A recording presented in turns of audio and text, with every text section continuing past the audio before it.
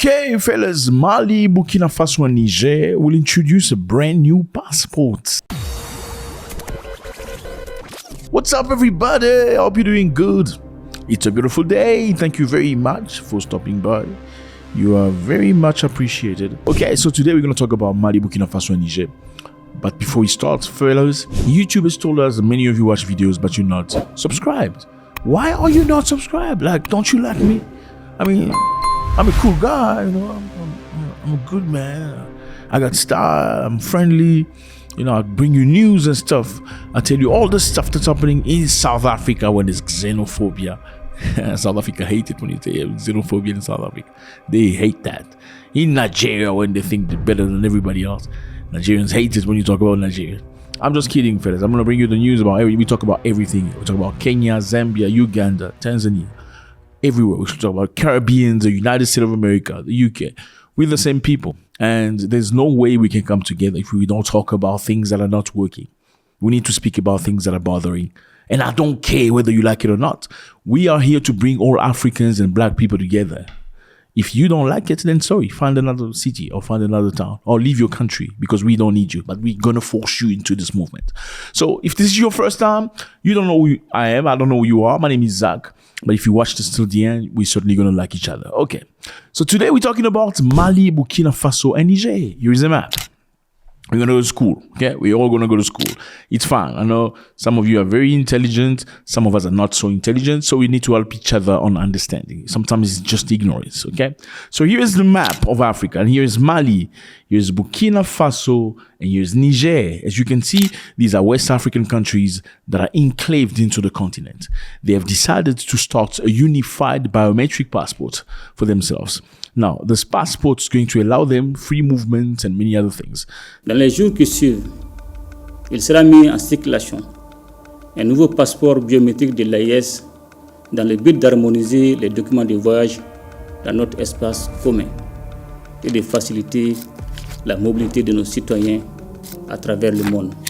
So Mali, Burkina Faso, and Niger will introduce a brand new passport as part of their withdrawal from the West African bloc in favor of a new Sahel alliance. For those of you who don't know, the context is very simple. West Africa used to have a bloc called ECOWAS. These were 15 countries. Here's a map. These are all 15 countries of ECOWAS. It's kind of a bloc, like this is our bloc, we from the West. And there's a bloc from the East, there's a bloc from the South, you know. But West Africa has a bloc called ECOWAS. They sort of come together when it comes to politics, when it comes to, you know, commerce and finances and stuff like that. But very recently, they started coming together when it came to military as well. Now, these three countries, Mali, Burkina Faso, and Niger, are beefing with ECOWAS. And they've left ECOWAS.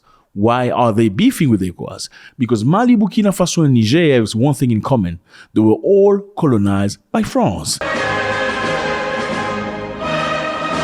So many years ago, French people came to Africa, like British and many other people, to colonize Africa. They colonized many French-speaking countries. They were not French-speaking at the time. Okay?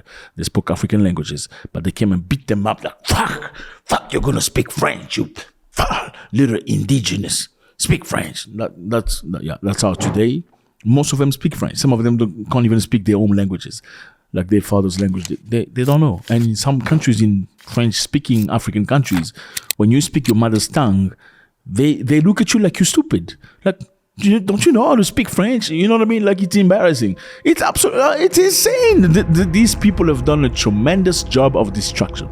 Anyway, let's get back on track. Here's a map. Mali, Burkina Faso, and Niger. They had enough of these other countries that were bowing down to the Frenchman. Yes, the Frenchman taught us how to eat cheese. That stinky cheese. You know that cheese. Yeah. The Frenchman taught us how to eat yogurt. We never had yogurt. Forgetting that actually yogurt existed in many forms of milk. Anyway, let's get back on track. So, Mali, Burkina Faso, and Niger said we've seen enough. Enough is enough. We can't be living in countries where we have all the wealth, all the minerals, uranium, gold, you name it, while the French are living rich with our minerals and our people are suffering. So these three countries toppled their president. Why did they topple the president? Because they felt that the presidents of their countries respectively were working for the interest of the French and not the interest of the people of Africa. So the military in all of three countries decided to topple their president. But luckily for them, they didn't unalive them though, because sometimes you get unalived. In this time, they say, okay, we're just going to take you off power. We're going to take power because you're not working for our people. You're working for foreign nations. Now, guess what happens? As usual for African nations, all these other countries, these blocks of ECOWAS, they got very angry at these three countries because they decided to kick out the French. Can you imagine? Why do you kick out the white man? You can't do this. You should be with us underneath the white man. Yeah, that's okay. They didn't say it that way, but that's basically what it was. Okay, so they're trying to come together, a military group, to go and overthrow these new guys that taking power. You know what I'm saying? We are ready to go anytime the order is given. The D-Day is also decided, which we are not going to disclose. Yes, they came together with the Nigerian president and these Ivorian presidents. They came together with their military wanting to go and take over Niger and topple the person and reinstate the previous president in the name of Mohamed Bazoum. Now, my question is very simple. These countries have been ridden with terrorism. There are many terrorists attacking these countries. You've never seen ECOWAS say, okay, we're going to put together a military force to go and fight terrorism. Never. But they were ready to put together finances and logistics to go and topple these other Africans they've just chased away French. You see what Africans are capable of doing? That is why I don't want to be African anymore. Well, I'm just kidding. Anyway, you get the point. That's the point. So after that happened, the beef was real. Niger asked French people, the troops, get out. French came in this country during colonialism. After colonialism, they signed the contract with every country that we call French-speaking African countries, where they're going to leave their troops. So their military have been stationed in these countries forever, meaning since independence in 1960. Yeah. So these guys justify their presence saying, we are here, we're fighting terrorist groups. But these countries also felt like the longer these guys stayed, terrorism seemed to be broadened. Like they got more ammunition, more technology. They had better cars, better drones. Like a terrorist got drones. How do you get the drone? How do you get all these ideas, all these intelligence services? He knows exactly where to hit. So something gotta be fishy. Like, who's giving you the information? In the meantime, the French were not staying there for free. They were being paid millions of dollars per day from these countries. So they say, you know what? It's like when you go to a doctor, you got something wrong with your stomach. And every time you go to the toilet, it's diarrhea. Like crazy example.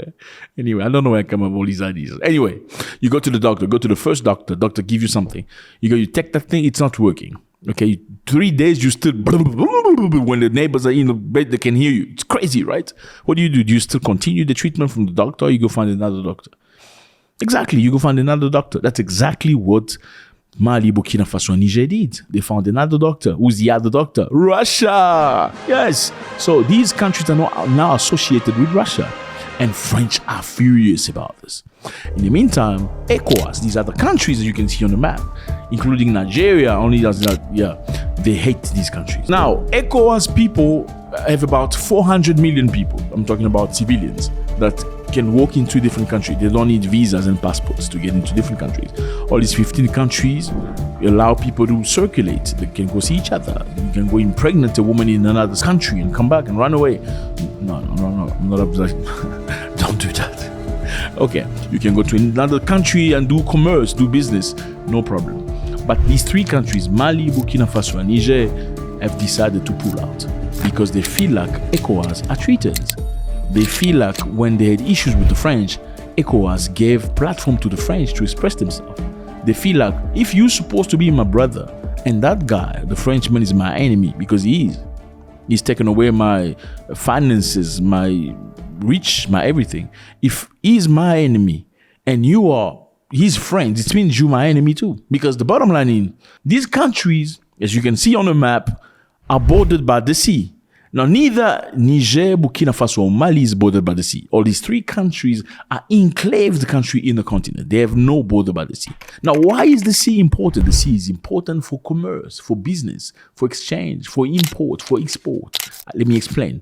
Some people may think it's quicker, to get an airplane from China, bring your merchandise and stuff. Yes, it may be quicker, but the airplane can only carry so much. Number two, it's very expensive.